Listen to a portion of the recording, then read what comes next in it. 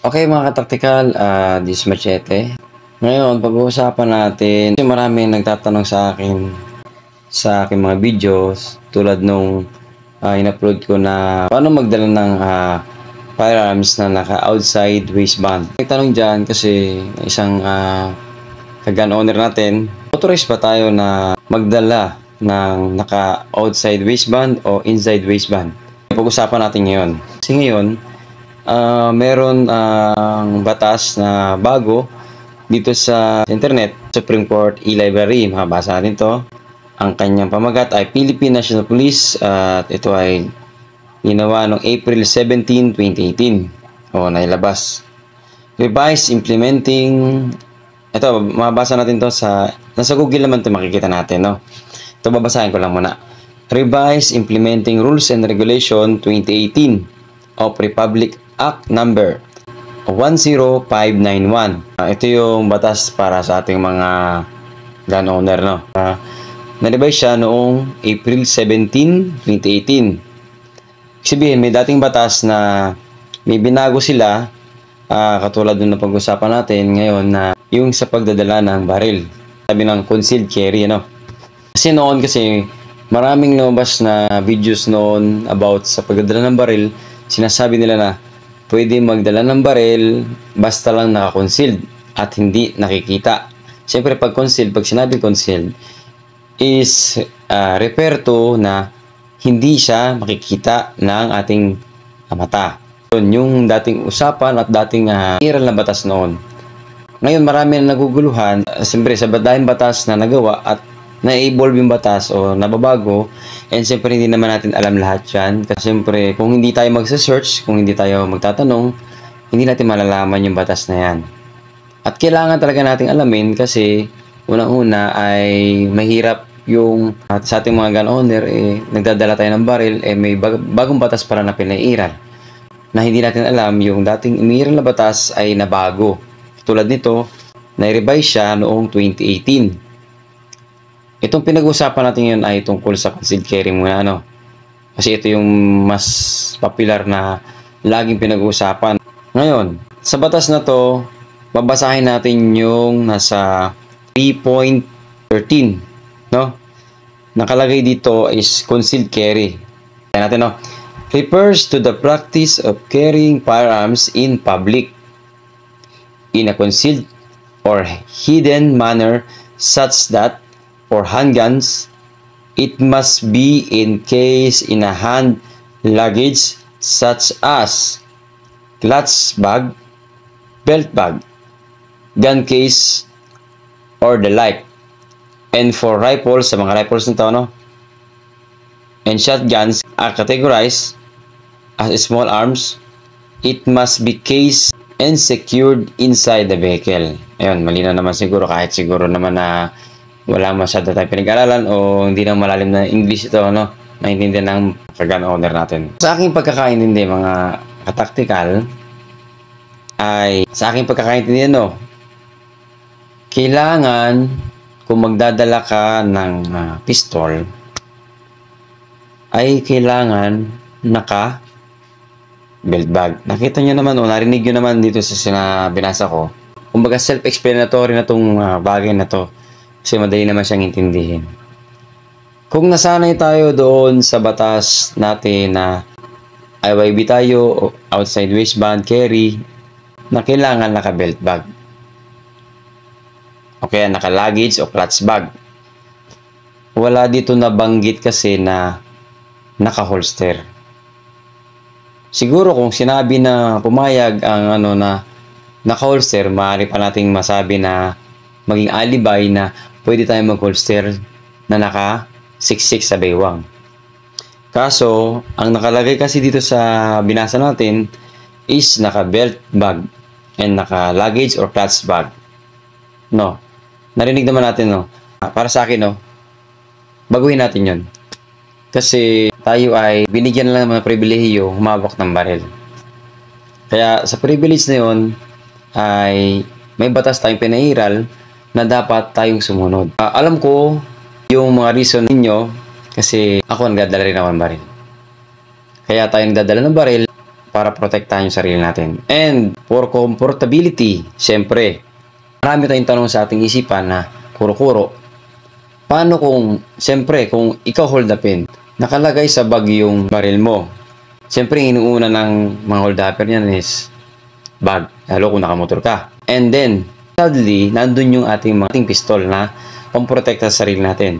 Yan yung alam kong nasa isip nyo na isang dahilan kung bakit alam kong tutol kayo sa ganitong panukala. Pero dahil nga pribilehyo lang ito, pagdadala ng baril, ay wala tayong magagawa na tumutol. Pero siguro kung marami man siguro na pagtutulong-tulong ang mga legit gun owner na may propusto.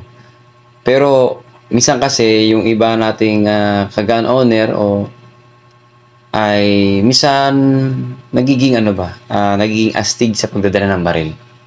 Porque papayagan yung pagdadala ng baril na nakasuksok sa baywang, medyo nagiging, yung iba kasi nadadamay dahil sa pagiging publicity nila. Merong tao kasi na siyempre pwede magdala ng baril na nasa baywang, ang gagawin nila is pabubukulin nila. Yun ang minsan nadadamay yung iba nating mga ka-gun owner na hindi naman dapat ganun. Kaya tinawag na concealed is wala kang makikitang bahid ng nakabukol dyan sa iyong katawan. Maliban na lang yung mga taba natin, no? Yung mga walang abs. Merong isa na ab. Yun, taba. Okay, balik tayo. Yun yung mga kung na magiging criticism nyo sa batas na ito. Ang payo ko lang siguro bilang isang gun owner din, ano ba yung pwede natin gawin? Dahil andyan na yung batas, natin pwede baguhin yan. Basta-basta kasi batas na yan eh. Maraming pinagdaanan yan. Kumbaga, sila nakakaalam yan at paano nabuo yung batas na yan. Ang mayayari na lang yan, isusunod na lang talaga tayo.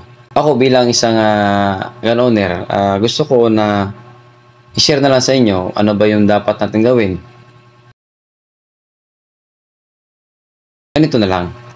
Kung ikaw ay dahil sa bag natin dapat ilalagay, kung sanay ka sa belt bag or sa shoulder bag, ang pinakamainam natin gawin, kung paano mo suggest ko kung paano mo dinadala yung baril mo sa araw-araw, kung ikaw naghahanap buhay, may sakyan ka, nakamotor ka, ang pinakamainam mong magagawa, kung mag-shoot ka sa range, kung magpapractice ka sa range, dapat sanayin mo na i-practice kung paano mo dinadala sa lansangan, outside the residence, papunta sa katrabaho mo, paano mo dinadala ito, na naka-belt bag ka ba o naka-sling bag ka ba?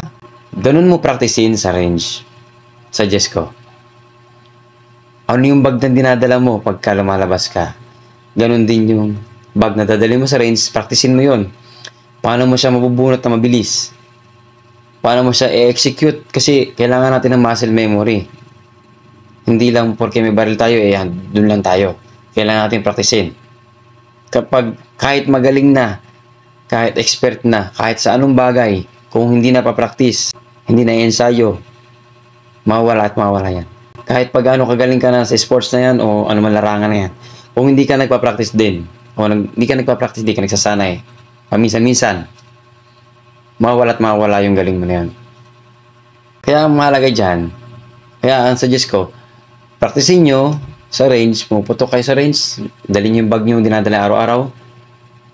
At ganito pala, kung magdadala kayo ng bag na may dalang pistol, suggest ko, huwag ninyong lalagyan ng ibang gamit tulad ng cellphone at kung ano-ano. I-separate nyo yung bag nyo ng gamit. I-separate nyo yan. Yung cellphone, yung charger, yung power bank, etc. Wallet. Ano nyo bakit? Once na bubunot kayo ng baril, sa sobrang bulky ng bag ninyo, magagawa niya ba mabunot ng mabilisan? Diba hindi? Siyempre nakabag kayo. Unang-una, kailangan nyo ng mas mabilis na galaw o mabilis ang bunot. Paano kung mabubunot yung inyong pistol kung puro gamit yung bag nyo? Dikit-dikit, bulky, di ba? Dapat yon kung maglalagay kayo ng pistol sa bag nyo, kailangan yon walang ibang nakalagay kundi pistol nyo at yung magazine nyo. Yun ang suggest ko. Okay? Sana may natutunan kayo o ano man yung nasabi ko.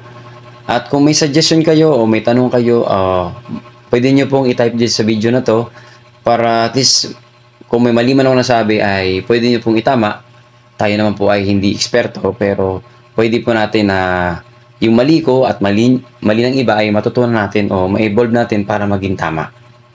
Pwede po kayo mag-comment dito sa video na to. Pwede nyo po i-share kung may natutunan po kayo.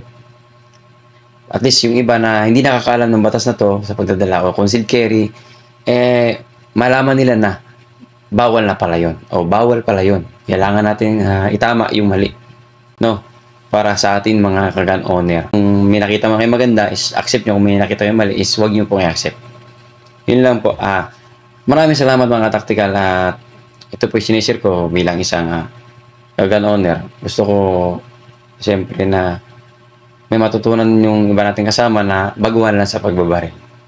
Okay? Maraming salamat sa inyong panonood at sana po i-share natin ito makarating sa ating kasama na hindi pa nilalam yung ganito, yung batas dito about sa concealed carry. Okay? Maraming salamat at ingat sa ating lahat mga tactical.